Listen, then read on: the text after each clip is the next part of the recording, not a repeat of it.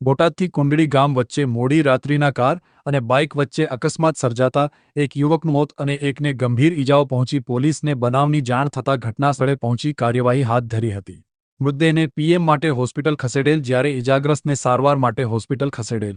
કુંડલી ગામના દિલીપભાઈ ભૂપતભાઈ ડાભીનું મોત અને જયદેવભાઈ ભરતભાઈ ડાભીને ગંભીર ઇજાઓ થયાની પ્રાથમિક માહિતી પ્રાપ્ત થઈ છે. દિલીપભાઈ ડાભી અને જયદેવભાઈ ડાભી બંને બોટાદ માર્કેટિંગ યાર્ડમાં ચણા મૂકીને પરત આવતા અકસ્માત સર્જાયો હોવાની પ્રાથમિક માહિતી